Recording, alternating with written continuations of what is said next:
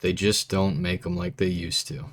I've been putting off this review for a while now because I was worried about not being qualified to comment on this game, but fuck it, here goes nothing. Castle Crashers is a side-scrolling 2D isometric beat-em-up that can be completed in about 3 hours. Beat-em-up is a great genre, no doubt. But when you think of games like Turtles in Time, Streets of Rage, Double Dragon, and Final Fight, you think, sure, these games are good for the 80s. When Castle Crashers came out in 2008, people were kind of like, this'll probably be nothing more than a decent little arcade jam. What they didn't expect was for it to become arguably the peak of its genre, and a cult classic masterpiece of the Xbox 360 era, putting the behemoth on the map and paving the way for the indie gaming scene. This is a game that I would come home and play for hours after school until my mom kicked me off to eat dinner. The structure is simple. Linear levels, a bunch of unique boss fights, great multiplayer, hand-drawn backgrounds, and a banger soundtrack. Never underestimate what visual style and music can do for a game.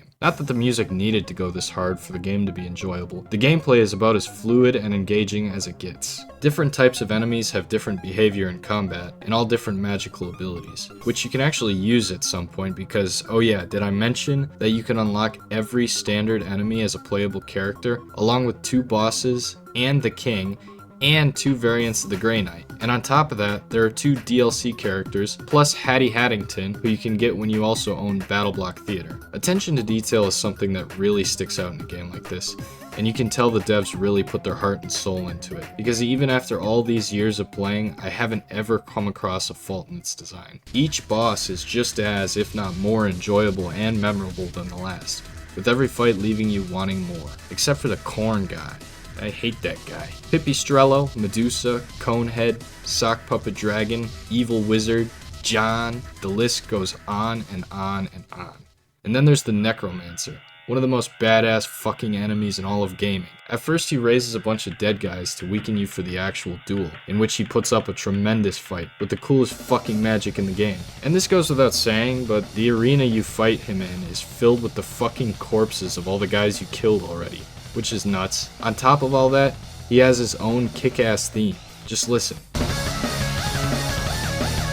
I should reiterate that the soundtrack is fucking peak. If you don't like video games, play this game for the music. You'll thank me later. Then you'll probably put a generational curse on my family once you get to the Thieves Forest on insane mode. That shit puts hair on your chest. The bottom line is, this game has set the bar for future games of its caliber, and has made a lifelong fan out of me and thousands of others. It's an example of what passion, talent, heart, and love for what you do are able to accomplish, and it's a testament to the whole point of what video games were created for in the first place. Castle Crashers is a masterpiece, and one of the greater parts of life, man. What more needs to be said? Go play it.